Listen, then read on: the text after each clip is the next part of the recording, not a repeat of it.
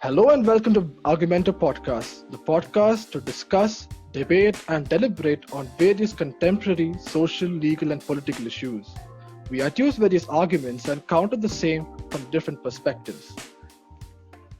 So, in continuation, Maria tried to stop me in between when I was trying to point out with regard to our sedition laws. Is she really scared? I'm not really sure. Then let's No. let's really move on to it, the nitty gritty about it. Now, sedition law, as I said, that Section 124 A of IPC, in particular about sedition, and also Mahatma Gandhi and Bal Gangadhar Tilak also was charged of sedition. Now, let's look at the recent instances of sedition. You had anti-CAA protests wherein there was a woman from Bangalore who had raised a slogan, Pakistan Zindabad. She was arrested on charge of sedition. But she also raised Hindustan Zindabad, Nepal Zindabad. Now, I disagree on her raising the slogan Pakistan Zindabad. And even several personalities also around her, like Asaduddin Owaisi, also tried to stop her. But let's go a few years before. Sri Ravi Shankar, who in the World Cultural Festival, and there were several other religious leaders as well. There was also his Pakistani counterpart, and he said in the festival that Pakistan and India should move forward with friendship. Jai Hind and Pakistan Zindabad, Saath Chale. That is, long live India and long live Pakistan should go hand in hand together. To the end, the Pakistani guy said, Pakistan Zindabad, and Sri Ravi Shankar said, Jai Hind. Now, I'm trying to point out is now are the words of now is the word Pakistan Zindabad in nature an international slogan to say? Then what about Hindi Chini Bye Bye then? If you're calling it international, what about Hindi Chini Bye Bye? And speaking of anti-nationals and sedition, and not mentioning JNU would be like shooting a gun without bullets aimlessly. So let's get to the point that the elephant in the room, or the university in whose name the country has been doomed, according to many people, according to many, the great sinner of India who has been named the university. I really feel upset that once upon a time when I was a child, in one of my speeches in my apartment also, I had done the famous Nehru speech, the tryst with destiny. Now today, if I go tell the tryst with destiny, would I be slapped off anti-national? Because now today Nehru is all deemed as anti-national. Now, no sooner or later, our Bapuji also might be deemed of being an anti-national. Who knows? Who knows? And also to my contention with regard to sedition and anti-national, let's also point out the famous JNU incident also. Like, what do you guys have to say? Is raising a slogan like Pakistan Zindabad anti-national nature, and also the Afzal Guru and Bharat Tere Tukde Tukde Honge and things like that? Of course, it's completely Azadi wrong. also. Yeah, of course, it's completely wrong, and also a very condemnable thing said by another very educated person, that Assam being cut off from the rest of India, and today he has been charged of UAPA. Also, he had corona. He had been tested positive for corona. So, what kind of slogans are anti-national in nature? What kind of things are seditious in nature? Like, would you like to point out, Maria? Joel, Joel, I think like for those who listen for their convenience, we must actually describe or define what sedition is all about, and what is the present status of sedition law in India, where a lot of people actually come up with with their demand to scrap off sedition law from India, where Section 124 of IPC, which definitely states that whoever by words, either spoken or written, or by signs, or by visible representation, or otherwise, brings or attempts to bring into hatred or contempt, or excites or attempts to excite disaffection towards the government established by law.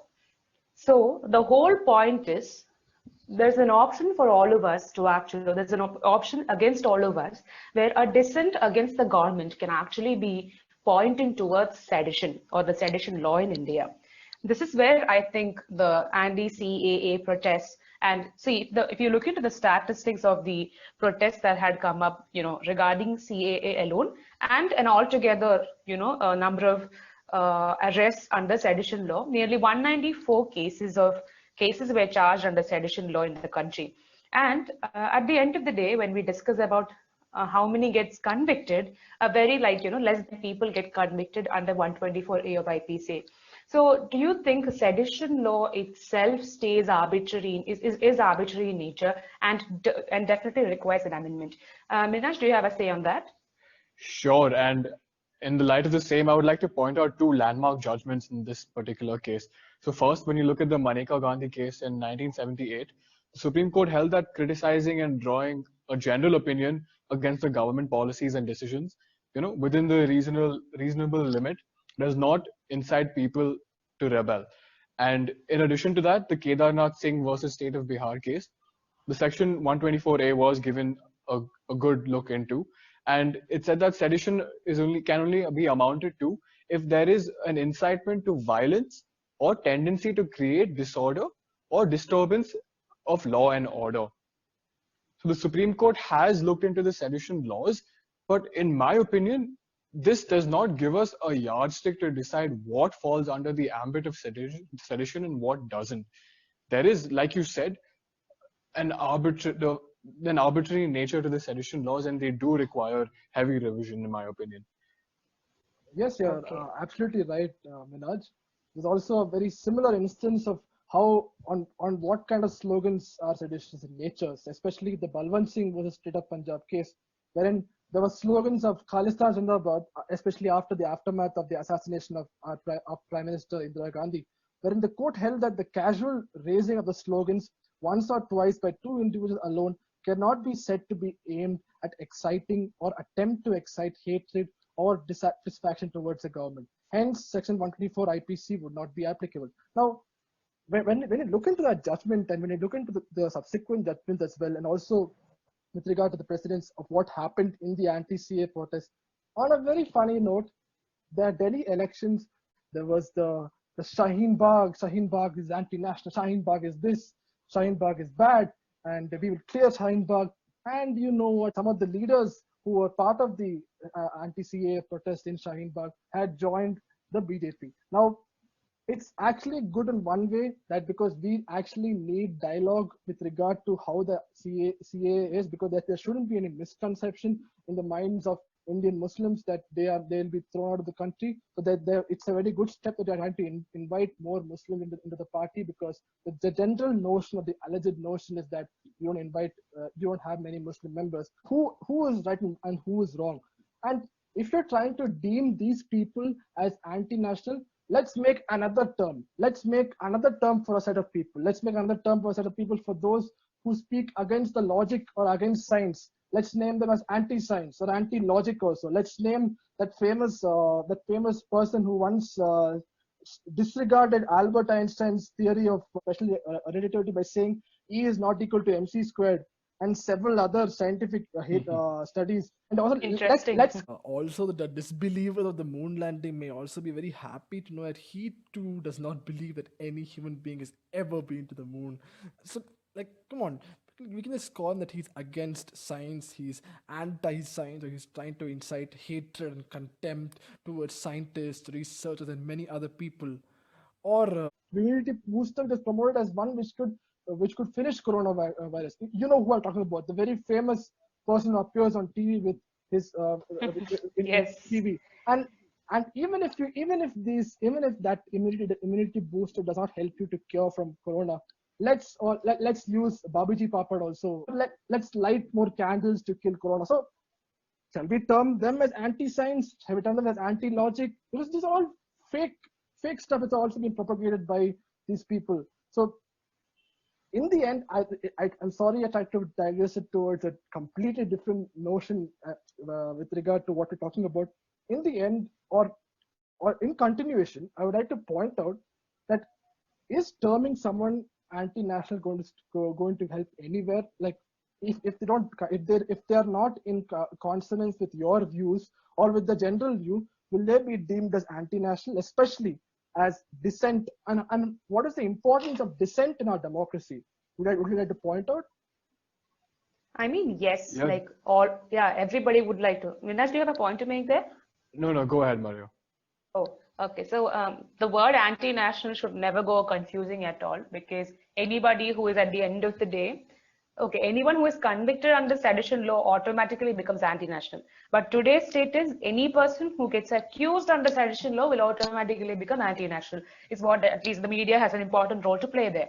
I think this actually gives us a cue to check back what sedition was all about, which had existed much before the introduction of our constitution. Like it says, Sedition Meeting Act that existed in 1907, the Prevention of Seditious Meeting Act 1907, was the act that prevailed during the British era, which was, which is actually, as I told it before also, in order to suppress the movements that had actually come up by the time.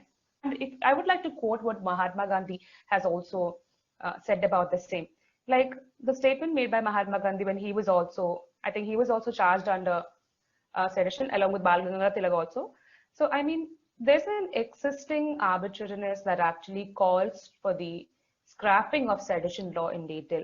Not ultimately scrapping, but at the end of the day, a very necessitated amendment that needs to be incorporated in sedition law.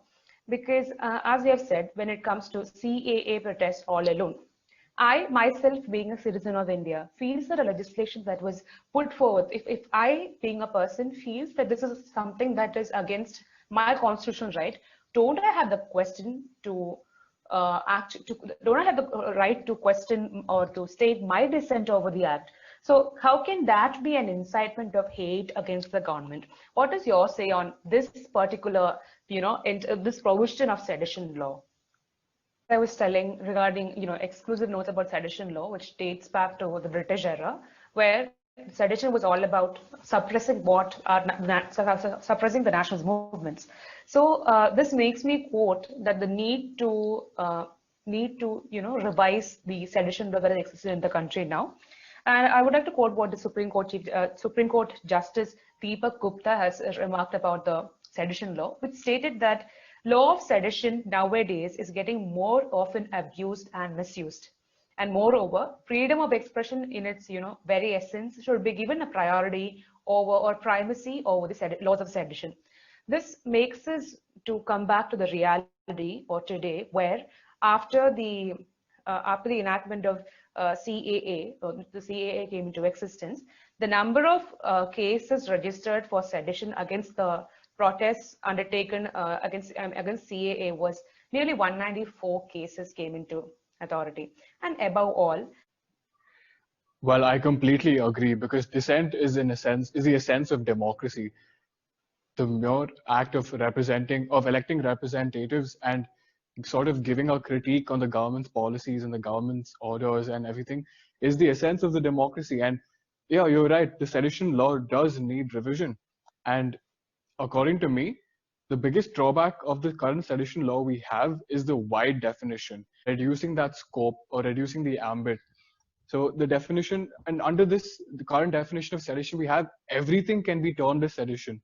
Students protesting against government policies also can be turned as sedition, and any small act. And this definition is also extended to the IT services from the IT Act, Section 66A, which also increases its ambit.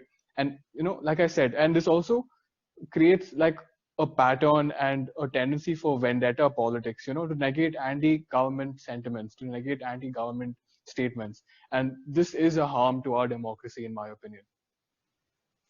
Yes, Minaj, you're right in pointing so, and I concur along with Maria as well, especially the Supreme Court Judge D.Y. Chandrachud, who we hold very, very highly of. He, in one of his lecture sessions, had called dissent as the safety valve of democracy, and also said that labeling, like blanket labeling of such dissent as anti-national or anti-democratic strikes at the heart of our commitment is at the heart of our commitment to the protection of constitutional values and promotion of a deliberative democracy. Like today, what we are seeing is that the protesting against the policies of the government or protesting against the government's actions can that be considered as seditious in nature? And also, like we pointed out with regard to several journalists who have been striked with this sedition charges, also UAPA charges. I would highly recommend all of you all to check the article by Maria with regard to UAPA. The link will be on description. But then, with regard to the UAPA and sedition being filed on journalists, and it's really sad that the media, which is supposed to be a watchdog of the democracy, who's supposed to look into the kind of threats to our democracy, corporate, and there's a huge amount of corporatization of the media, which plays a very crucial role, and it doubts their transparency and accountability. Like, is the media supporting communal hate? When you're looking at it, is the media trying to, like, there's one famous anchor who told that you can call me communal, but don't call me secular. The very wrong notion of secular being associated with a particular community or things like, it's really sad that first thing first, we need to bring in reforms into our system. And one of the major importance is that we really need to work towards a society which is inclusive, and which is inclusive of opinions and dissent, and not just some anchors in AC studios bringing about certain debates about some silly topics and Pakistani locus, instead of the current COVID situation or the mass unemployment or floods, or even the amount of sedition and UAP charges being filed against several of the journalists. We have to question our government. We have to question the policies of our government. There are several questions which we need to ask. And are the real journalists doing real ground reporting? Because today, as we've seen, the media groups are in a pressure because due to the current COVID situation, they're cutting salaries and many jobs are at stake. So they have to play along and try to stir up the masses with their own propaganda.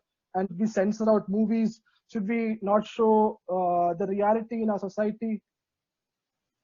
Joel, before actually making a comment on that, I think I have a dissent with what you just told, that locust invasion is not a silly issue. I mean, that was covered by the media because locust invasion was a very serious issue. Pakistan, you term the locust as Pakistani. Like, come on. Oh, okay. I understand the sarcastic note, but yeah. So actually, there's a very important point in what you had just told that automatically points our fingers against what you call as media trial.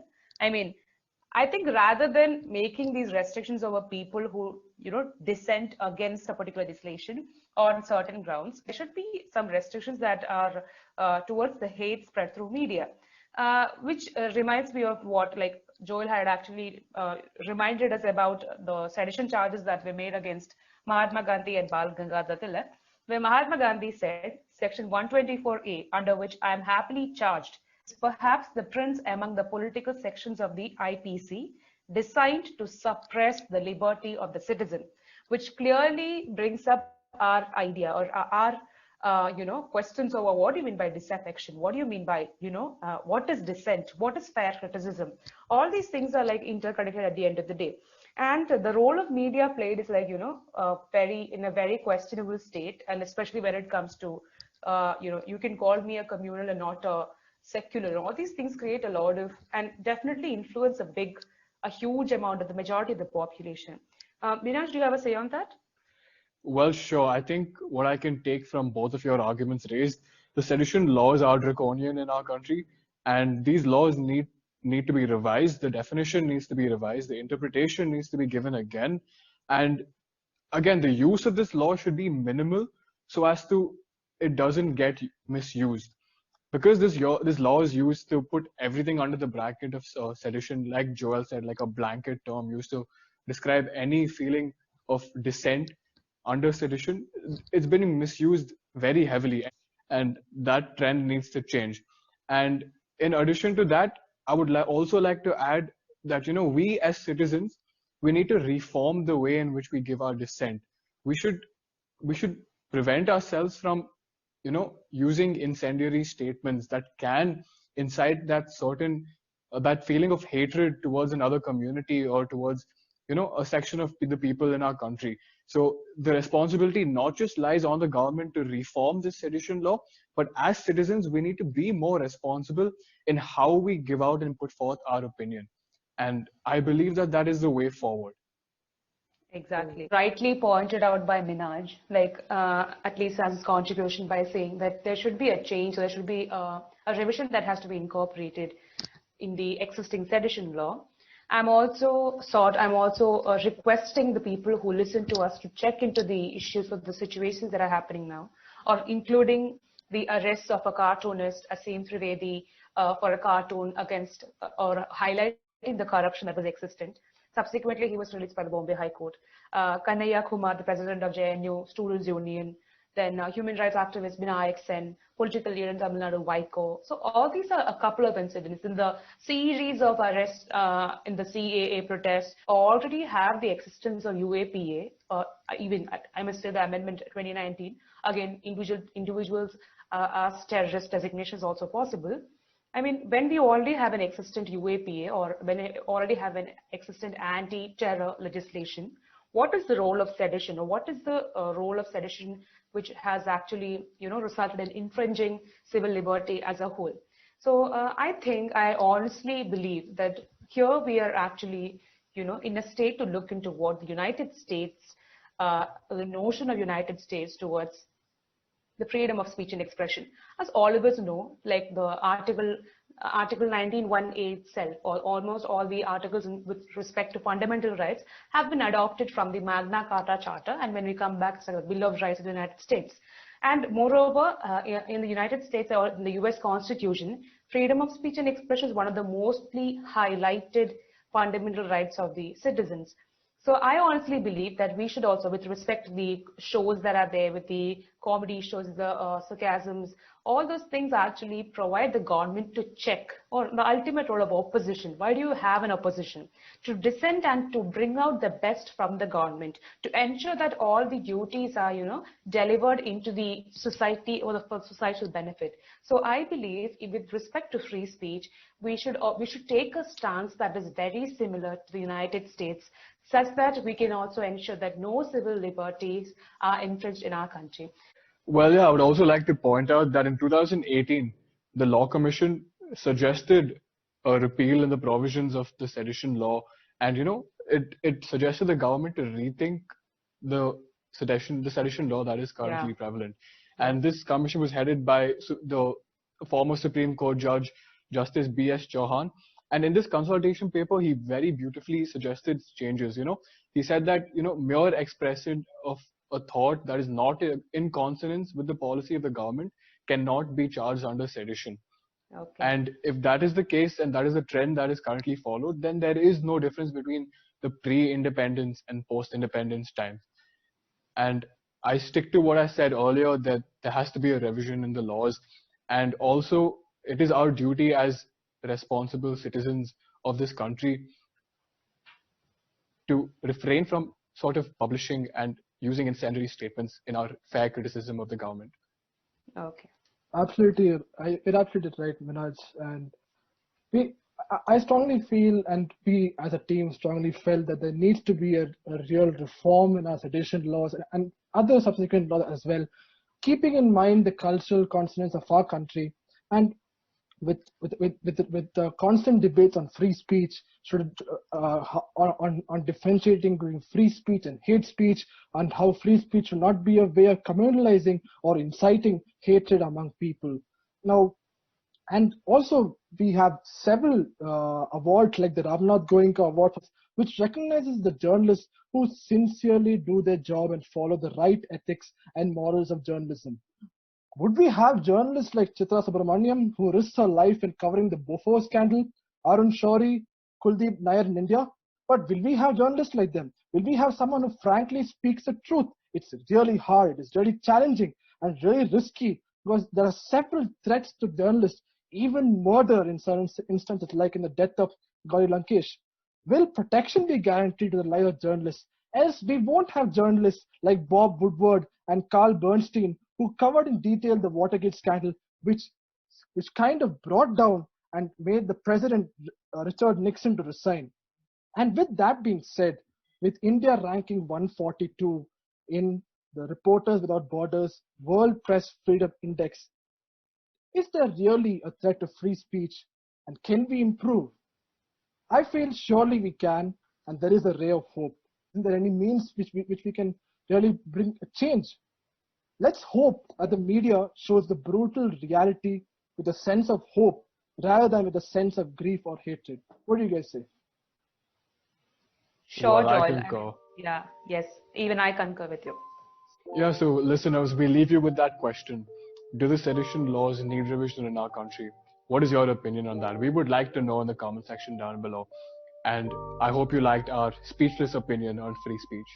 Do check out our previous episodes on Hindi Chini Bye Bye, Dana India Disputes, the 2 episodes. And also do follow us and on our Instagram page and on the description below. You can listen to us on Spotify, Anchor, and also on iTunes.